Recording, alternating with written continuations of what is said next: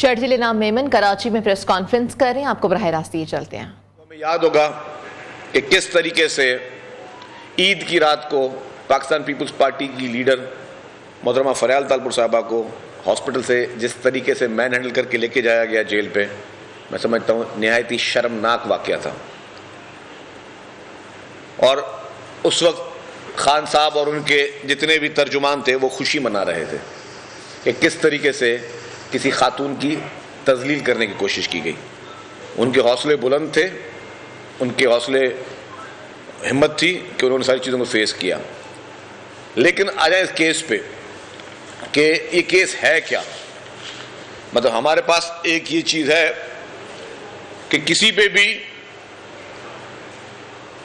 کوئی جیل میں چلا جائے تو ایک ہمدردی کا کارنر پیدا ہوتا ہے۔ حالانکہ ہماری لیڈرشپ نے 11 سال تک جیلیں کاٹی ہیں، اس کو بھی 3-4 مہینے نہیں ہوئے اور لوگوں کو کوئی ہمدردی پیدا ہوئی ہے۔ ٹھیک ہے، ان کا اختیار ہے ہمدردی پیدا کریں، لیکن کیس کی نوعیت کیا تھی، کیس کے حقائق کیا ہیں؟ کیس کے حقائق یہ کہتے ہیں کہ توشہ خانہ جس میں تحفے مختلف سربراہان کو ملتے ہیں، وہ تحفے آپ جو ویلیویشن ڈکلیئر ہوتی ہے، اس ویلیویشن ڈکلیئر کرنے کے بعد اس کے آدھی قیمت نئے لاء کے حساب سے آدھی قیمت آپ نے بھر کر وہ آپ اپنے پاس رکھ سکتے ہیں۔ توشہ خانہ یہ نہیں ہے کہ کوئی بھی شخص چلا جائے توشہ خانہ میں جتنا بھی سامان ہے وہ ایک پرائز میں خرید لے اور پھر اس کو مارکیٹ میں بیچ دے۔ یہ تو اس کا مقصد توشہ خانہ کا نہیں ہے، کیونکہ یہ اہم سربراہان ممالک کے تحائف ہیں۔ اور یہ ایک تحفہ خاص طور پہ جس پہ ساری چیز ہوئی، گراف کمپنی ایک دنیا کی مشہور ترین کمپنی ہے اور مہنگی ترین دنیا کی کمپنی ہے۔ بیسیکلی وہ کمپنی ڈائمنڈز میں ڈیل کرتی ہے، ہیرو میں ڈیل کرتی ہے۔ اس کمپنی نے ایک ہی گھڑی بنائی اور وہ گھڑی جس پہ خانہ کعبہ کی تصویر تھی۔ مطلب اس سے بڑی پاک اور صاف کسی بھی مسلمان اور اس کے لیے نہیں اہمیت رکھتی۔ اس گھڑی کو عمران خان نے انڈر انوائسنگ کروائی۔ لاء کہتا ہے کہ جی 50% آپ نے اس کی ویلیوشن دینی ہے، اس کی انڈر انوائسنگ کرائی اور اس انڈر انوائسنگ کے بعد بھی وہ گھڑی لی اور گھڑی لے کے پہلا جھوٹ وہ یہ بولا کہ یہ میں نے اسلام آباد میں فلاں دکاندار کو بیچی، جو دکاندار بالکل منکر ہو گیا کہ جی ہمیں یہ گھڑی نہیں جو ہے خریدی، ہمیں یہ گھڑی نہیں بیچی گئی۔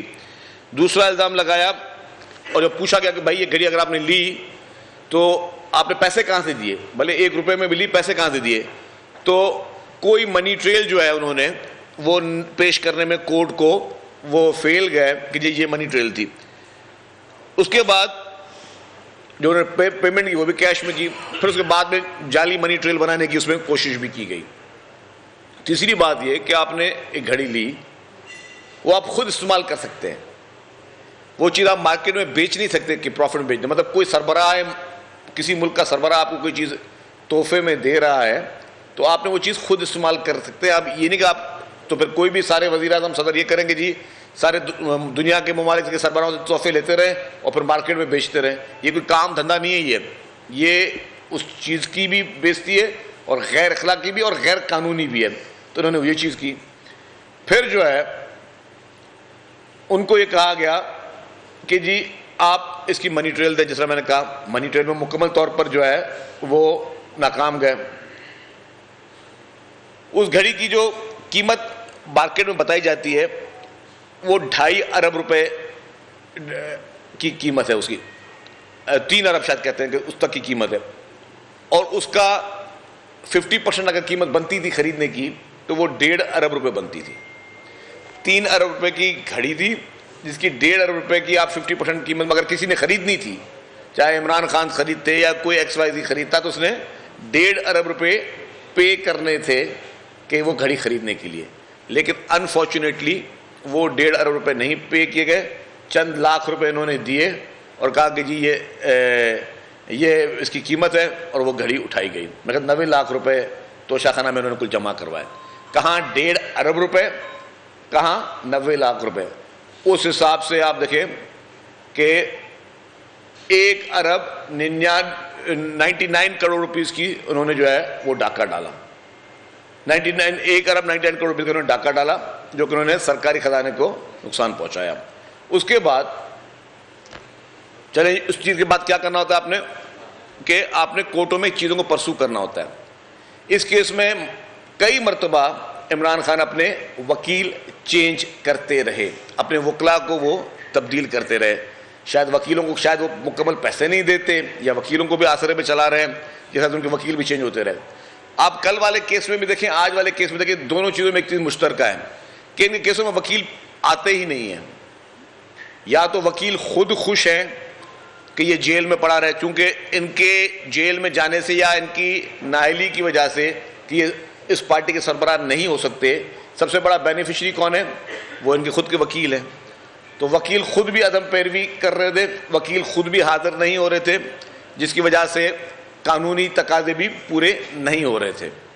اور وہی ان کی بیگم صاحبہ جو ہے ان کے وکیل بھی حاضر نہیں ہوتے, وہ خود بھی حاضر نہیں ہو رہی تھی کافی دفعہ, اور مستقل طور پر وہ وکیل چینج کرتے رہے. دوسری بات, پھر انہوں نے بیچ میں خان صاحب نے ایک اور جھوٹ بولا تھا کہ یہ گھڑی بیچ کے میں نے پیسے جو ہے وہ اسے سڑک بنا لی. اب یہ بات کسی کو ہضم نہیں ہوئی کہ پرائم منسٹر صاحب نے سڑک بنانے کے لیے ملک کا وزیر اعظم اور پاورفل ترین وزیر اعظم, اس سے جتنا 3.5 سال عمران خان اسٹرانگ وزیر اعظم رہا ہے, پاکستان کی ہسٹری میں کوئی وزیر اعظم اتنا اسٹرانگ نہیں رہا ہے, اتنا طاقتور نہیں رہا ہے, جس کو ہر چیز کی جو ہے وہ آزادی تھی, ہر گناہ معاف تھا, ہر چوری ڈاکہ اس کو معاف تھا, ہر بدماشی معاف تھی. جو مخالفین کو ساتھ بدترین چن چن کے ان کو نشانہ بنایا گیا وہ سب اس کو معاف تھا. ایک بدترین حکمران کے طور پہ پاکستان میں جانا جاتا تھا, تو اس شخص کو سڑک بنانے کے لیے ایک اہم ملک کے سربراہ کی گھڑی کو بیچنا پڑا. تو یہ سے بڑا ایک بونڈا جھوٹ جو ہے وہ نہیں ہو سکتا. خیر, اس کے بعد انہوں نے جج صاحبان بھی ان کے لیے انتظار کرتے رہے کہ بھائی وکیل آئے پیش ہوں. نہ بیگم صاحبہ پیش ہو رہی ہیں کبھی, نہ کبھی وکیل پیش ہو رہے ہیں. تو ظاہر ہے ججوں کو بھی ایک ٹائم ہوتا ہے, اس میں ان کو وہ کرنا ہوتا ہے. اس بیچ میں انہوں نے ایک وکیل کیا, لطیف کھوسہ صاحب. اب لطیف کھوسہ صاحب کچھ پیشیوں میں پیش ہوئے اور وہ پھر پیش انہوں نے چھوڑ دیا. اور جتنا کھوسہ صاحب کو میں جانتا ہوں, بغیر پیسوں کے کھوسہ صاحب کبھی کوئی کام نہیں کرتے. اور یہ بات میں اسی لیے بول رہا ہوں کہ کھوسہ صاحب میرے بھی وکیل 2-4 کیسز میں رہ چکے ہیں, اور شاید کچھ کیسوں میں ابھی بھی ہوں. اس کو چھوڑ دیں کتنے لیے, لیکن میں بتاؤں کہ کھوسہ صاحب کی بھی ماشاءاللہ میرے معزز ہیں, بغیر پیسوں کے کام نہیں کرتے, اور کافی کام جو وہ پیسے لے کر بھی نہیں کرتے. تو وہ میری بات اگر سن رہے ہیں تو ان کو پتہ ہے میں کیا بات بول رہا ہوں. اگر اس پہ کوئی بحث مباحثہ کریں تو میرے پاس ایک موبائل فون ہے, اس موبائل فون میں میسیجز بھی کھوسہ صاحب کے دکھا سکتا ہوں, لیکن اس کو میں بھی ذکر نہیں کروں گا, وہ میرے ان کے درمیان بات ہے. خیر, کھوسہ صاحب نے بھی, لطیف کھوسہ صاحب نے بھی وہ نہیں کیا. پھر 29 جنوری کو عدالت نے کہا کہ جی غیر حاضری مستقل طور پر وکیلوں کی ہو رہی ہے, آپ کیوں نہیں کریں. ان کو شاید کسی نے مشورہ دے دیا خان صاحب کو, وہ کہتے ہیں کہ رانگ ایڈوائزر جو ہے نا وہ آپ کو کبھی جہنم میں بھی لے کے چلے جاتے ہیں. وہ انہوں نے ان کو مشورہ دیا کہ آپ جتنا ڈیلے کرو گے نا ٹرائل, وہ آپ کا فائدے میں ہے. اور ڈیلے کرنے کا طریقہ کیا ہے کہ وہ تو خود جیل میں ہے, وہ تو کبھی جو ہے قیدی نہیں آتا تو ڈیلے ہوتا ہے, تو قیدی تو پکڑا ہوا ہے, قیدی تو قابو ہے, آپ کیا کریں. انہوں نے اپنے وکیلوں کو بولا تم پیش ہونا چھوڑ دو کیونکہ اس سے ڈیلے ہو جائے. او بھائی, جج جو ہے وہ آپ کا جیل ٹرائل کر رہا ہے, آپ نے پیش ہونا ہے, آپ پیش ہوں, آپ کے وکیلوں نے پیش ہونا ہے, وہ پیش ہوں. یہ تھوڑی ہو سکتا کہ آپ بھی نہ پیش ہوں, وکیل بھی پیش نہ, اور جج انتظار کرتا رہے گا. تو یہ ڈیلیئنگ ٹیکٹکس خان صاحب نے استعمال کی, جس کی جو سب سے بڑی وجہ بنی. کل والے کیس میں بھی ان کے پاس ٹائم تھا. کل اگر 11 بجے سے پہلے ہائی کورٹ میں ان کے وکیل پہنچتے تو شاید ان کو کوئی اسٹے مل بھی جاتا, لیکن ان کے وکیل, میں نے کہا کہ وہ خود بینیفیشری ہیں. ایک غلط ایڈوائزر, غلط وکیل انہوں نے رکھے ہوئے تھے, وہ خود بینیفیشری کہ وکیل چاہتا ہے یہ جیل میں رہے تو میں سربراہ بن جاؤں. کسی وکیل کو آج کسی پارٹی کا سربراہ بنا دو تو سزا اس کو اور کیا چیز چاہیے ہوگی. تو وہ انہوں نے کیا, ان کے وکلا نے ان کے ساتھ بیسیکلی ہینڈ کر گیا. تو اس کے بعد جب بہت دفعہ زوال میں پوچھا گیا, لیکن خان صاحب نہ اپنے سوالوں کو اس وقت جواب دے سکے، نہ عدالت کو مطمئن کر سکے، اور نہ ہی وہ جو ہے اس چیز کو پروو کر سکے کہ یہ پیسے جو انہوں نے کیش میں دیے، کیش کہاں سے لائے، پھر بیچا کہاں. اور آپ کو پتا ہوگا پھر یہ گھڑی کا وارث پیدا ہوا. پہلے کہا گھڑی بھی گم ہو گئی، جس سے پہلے سائفر گم ہو گیا تھا تو گھڑی بھی گم ہو گئی تھی، پھر گھڑی کا وارث پیدا ہوا، اور اس گھڑی کے وارث نے کہا کہ یہ گھڑی میں نے خریدی ہے. اللہ تعالیٰ اس کو بہت بڑا اجر دے. نہایت ہی ہمت دار نوجوان تھا، ہمت والا شخص تھا، جس نے وہ گھڑی دکھائی اور اس نے کہا جی یہ گھڑی میں نے پرچیز کی ہے، اور میں نے فرا گوگی سے پرچیز کی ہے، اور اتنے پیسوں میں پرچیز کی ہے، جس سے اس پورے اسکینڈل کو جو یہ بھانڈا یہ پھوٹ گیا، اور سب کے سامنے آگے بات کہ جی یہ خان صاحب نے جو ہے یہ غلط بیانی بھی کی ہے، سرکاری خزانے کو بھی نقصان پہنچایا ہے، اور غلط بیانی سرکاری اس خزانے کو نقصان پہنچانے کے ساتھ ساتھ انہوں نے جو ہے پوری قوم سے جھوٹ بولا ہے. اور میں اس چیز میں سرپرائز نہیں ہوتا کہ عمران خان صاحب نے کسی پوری قوم سے جھوٹ بولا، کیونکہ یہ اقتدار میں آنے کے لیے بھی خان صاحب جھوٹ بولتے رہے، اقتدار میں آنے کے بعد بھی خان صاحب جھوٹ بولتے رہے، اور آج دن تک عوام کو گمراہ کر رہے ہیں. ہمدردیاں پی ٹی آئی کے ورکرز کی ہوں گی، میں پی ٹی آئی کے ورکرز کی بہت عزت کرتا ہوں، میں ان فیلنگز کو سمجھ سکتا ہوں، لیکن انفارچونیٹلی انہوں نے غلط آدمی کو چن لیا، غلط شخص کو چن لیا. جس شخص کو انہوں نے چنا اس شخص نے اس پوری قوم کو ناقابل تلافی نقصان پہنچایا ہے. میں نے کہا جس طرح جو شخص رات کو ٹاک شو میں عمران خان کو گالی دیتا تھا یا عمران خان پہ مخالفت کرتا تھا، سوری گالی میں لفظ واپس لے رہا ہوں، جو عمران خان کے کسی پالیسی پہ مخالفت کرتا تھا، دوسرے دن نیب کے نوٹس اس کے پاس ہوتے تھے، دوسرے دن جو ہے وہ اس کو جیل کا سامنا کرنا پڑتا تھا. جس جج نے محترم بشیر صاحب، جسٹس بشیر صاحب نے جو سزا دی ہے، اس کی وہ نام لے کے تعریفیں کر چکا ہے عمران خان صاحب کہ یہ بہت اچھا جج ہے، بڑا ہمت والا جج ہے. اسی الیکشن کمشنر کے صاحب کے کو اپوائنٹ کرنے والے عمران خان صاحب تھے، اور اس پہ بھی انہوں نے اس کی بڑی تعریفیں کی کہ جی بہت اچھا بندہ لگا ہے.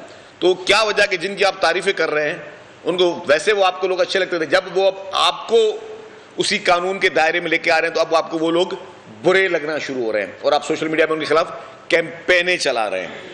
یہ بات واضح ہے کہ آپ کا دور اقتدار ایک پاکستان کی تاریخ میں سیاہ ترین دور تھا. آپ نے چن کے لوگوں کی فیملیز کو نشانہ بنایا، لوگوں کو نشانہ بنایا. ہم سب اس کے وکٹم ہیں، ہم سب وکٹم ہیں. لیکن ہم پھر بھی، میں نے کہا کہ اگر آپ کی بیگم صاحبہ کو سزا ہوئی ہے تو میں حلفیہ کہتا ہوں کہ میں خوش نہیں ہوں، مجھے خوشی نہیں ہوئی. اور مطلب ہم نہیں چاہیں گے کہ آپ کی بیگم صاحبہ بھی خدا نخواستہ جیل میں جائیں. آپ کے کالے کرتوت تھے، آپ ٹھیک ہے، آپ کا جیل میں رہنا میرٹ پہ بنتا ہے، لیکن اس خاتون کا میرے حساب سے، میری اپنی ذاتی رائے ہے کہ ان خاتون کے لیے ہمیں ہمدردی، ہمیں اچھا نہیں لگ رہا. کیونکہ ہر انسان کو اتنی حیا شرم ہونی چاہیے کہ وہ کسی کی کوئی پریشانی میں خوش نہیں ہونا چاہیے. لیکن آپ کے جتنے کرتوت، آپ میں کوئی انسانیت نہیں تھی. آپ چلا کے بولتے تھے کہ میں جیل میں سے ان سے اے سی چھینوں گا، میں جیل میں سے ان کے ساتھ، حالانکہ اے سی کسی کے پاس جیل میں نہیں ہوتا، لیکن بس وہ ایک منہ کا آپ کو ایک وبا تھی کہ جی میں لوگوں سے اے سی چھینوں گا، ان سے میں وہ بسترے لے لوں گا، یہ زمین پہ سوتے رہیں، یہ جلتے رہیں، سڑتے رہیں. یہ آپ کی ذہنیت تھی. اسے جو کچھ ہو رہا ہے، جب میں نے آج صبح کو اٹھا اور یہ خبر دیکھی تو پہلا لفظ میرے منہ سے نکلا وہ تھا کارما. وہ کارما یہ کہ آپ اپنے مخالفین کو چن کر آپ ان کی کیریکٹر اسیسینیشن کرتے تھے. آپ اس وقت میڈیا پہ زبردستی کروا کے ان لوگوں کو دنیا کے سامنے ذلیل و خوار کرتے تھے کہ ان لوگوں کے لیے پرسیپشن بری ہو